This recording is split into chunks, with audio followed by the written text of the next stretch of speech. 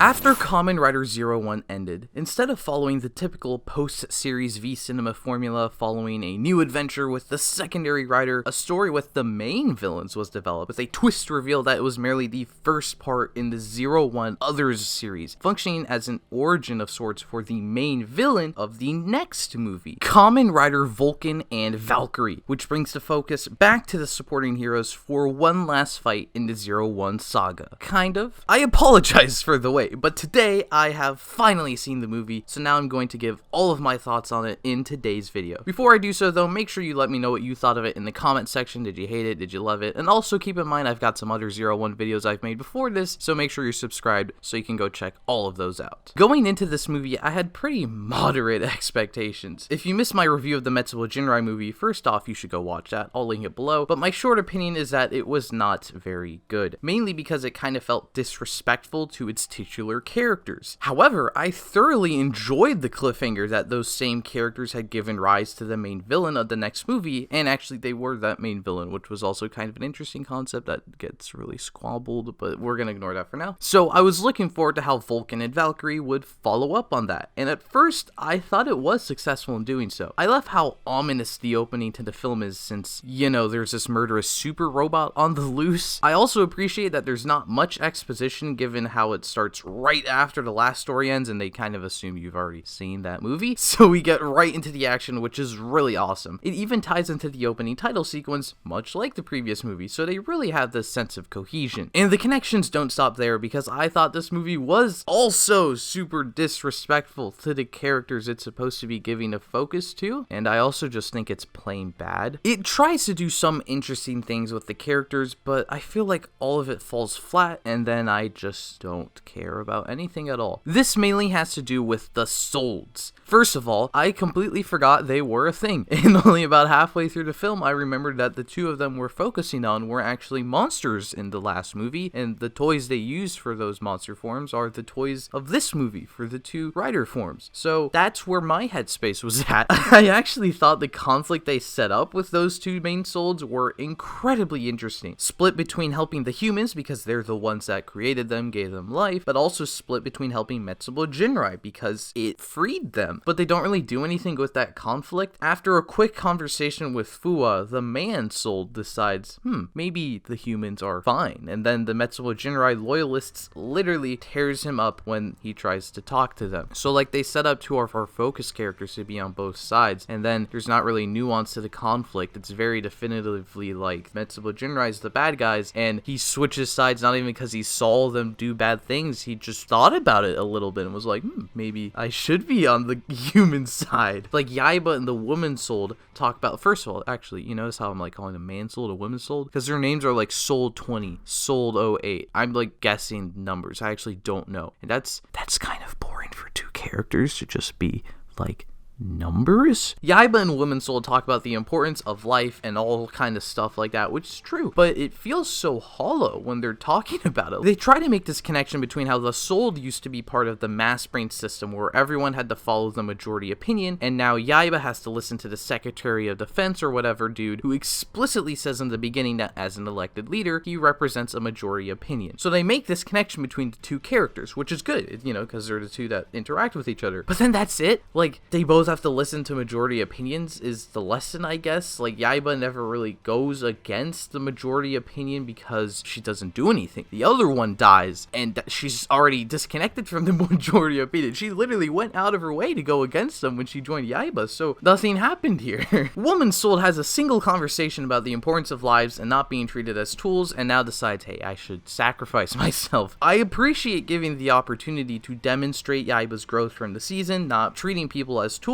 but like, I don't know, maybe it's the pacing of the movie, because this movie's under an hour, and a lot of why these interactions feel so flat is because things happen so quickly instead of taking the time to flesh them out. Like, the man soul decides to hear a conversation with Fua and flip sides instead of actually seeing Fua do something, or the woman soul has a conversation with Yaiba and decides, I'm going to sacrifice myself, instead of maybe seeing Yaiba attempt to sacrifice herself to save everyone as Valkyrie, and then she's like, maybe I could do the same thing, and now gives the progress key. They just give the progress keys because they had conversations, and that's really boring. Show don't tell. But like I mentioned earlier, the film is also just incredibly disrespectful to the characters. Again, Kamen Rider Valkyrie finally gets a whole new form. Let's go. Yes, she finally gets a suit. It's a repaint, but whatever. And then she lost the only fight it was used in, and the fight was under like 2 minutes. And then that's the end of Kamen Rider Valkyrie's story and the plot that's named after her. She contributes literally nothing. Why would you do that? It's truly baffling to me that a titular character of the tokusatsu movie doesn't get any sort of heroic moment. Like, her one big solo fight in the movie, she gets completely washed. And then afterwards, we get some, like, backstory for her. Wow, she just lost a fight. Let's take a look at her origin story. Not to show her strengthening her resolve to defeat the bad guy, but to...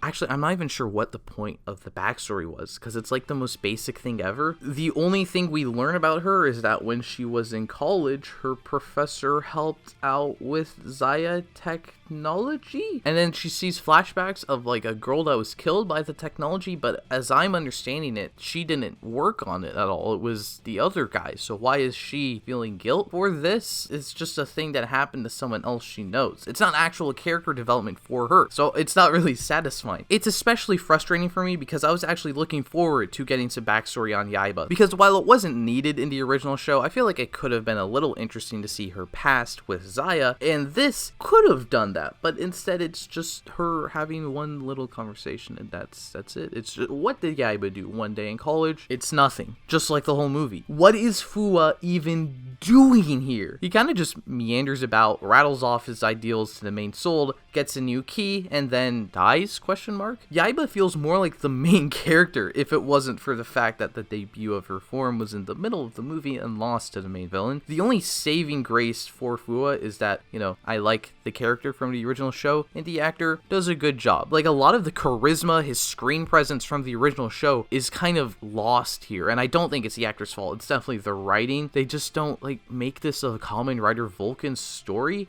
How do you make a Kamen Rider Vulcan movie and not do anything interesting with the character of Kamen Rider Vulcan? Show us if anything new is happening between him and his family, since that was a plotline from the show never developed on, or maybe show us how he joined Ames, how did he meet Yaiba in Ames, how did they interact before the Kamen Rider incidents. Again, this isn't stuff that's necessary in the original season, and I don't want to say it's really necessary here, but it would have made the movie feel important, like it actually has something to say or do about these two characters that it's named after. We still don't know what Fu is doing after the end of Zero-One. He just wanders around doing what? What does he do? It's a show about businesses. We don't know how this man makes his money. I know it's a weird critique, but like, okay. Admittedly, I do like the scene with him, Izu, and Naruto. This is like my preferred way to use the main writer in a V cinema, where he's not the focus. He's just a supporting character, and getting to see him help out this story's main character is kind of refreshing. Naruto declaring Fuwa the CEO of Kamen Rider Vulcan Limited and having that incorporated into the Lone Wolf jingle is fun, but it kind of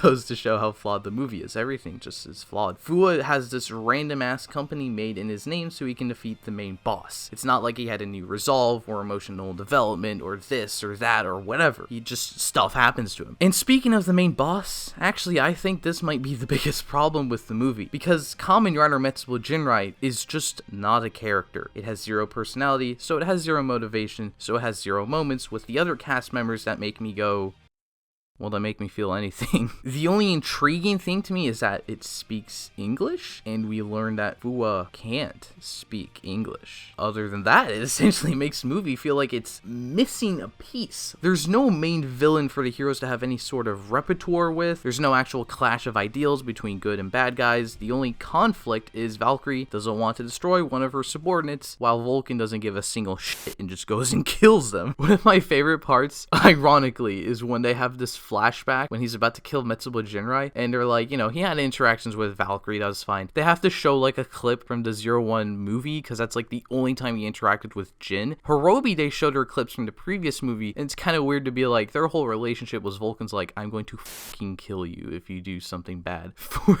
Ikazuchi, they just played this clip when Ikazuchi debuted, and he just holds Raiden up, and it's like, his entire interaction with this character is just that. Like, that they never speak to each other again. again. And it just makes this whole moment where it's supposed to be like an emotional goodbye from Fuwa to Metsubo Jinrai or something like that. He doesn't really care about any of those people, so what does it matter? It's honestly kind of spectacular how this movie fails on every level. Even the fights, which I feel like you can always rely on to be cool in at least Kamen Rider, they're abysmal. I despise the Serval Tiger debut, not just because, you know, she gets a key out of nowhere, it's really unsatisfying, but the choreography is just boring and the music is just strange. In a vacuum, it's still like, what am I watching? What's happening right here? At least the Valkyrie suit looks cool. Then the final fight is equally as strange. I don't think the choreo is bad, but it's certainly lacking. And again, the music's weird, and as the finale to the movie, it's just...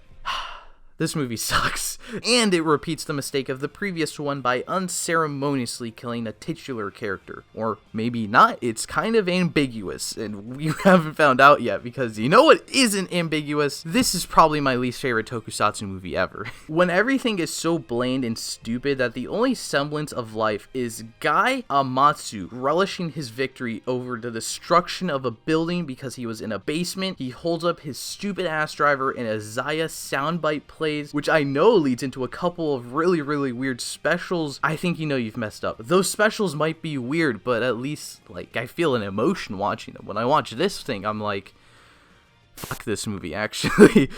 Hello everyone, it's Editing thomasjujube here, and I realized that the writer of this movie is the same writer who's written all of Zero-One, which I thought was an okay season, and the currently airing Geats, which I really love, and the entirety of X8, which is my favorite season ever. So I don't know how this happened. How it honestly just makes me hate the movie even more now. How did this happen? But hey, maybe you enjoyed it, actually. Please let me know if you did. I really want to know if people enjoyed this movie. Also, don't forget to check out the previous, more positive Zero-One videos. And if you want more Kamen Rider content, please check out my Patreon for more exclusive content, the uncensored version of this video, or just subscribe to the channel, and I hope to see you next time.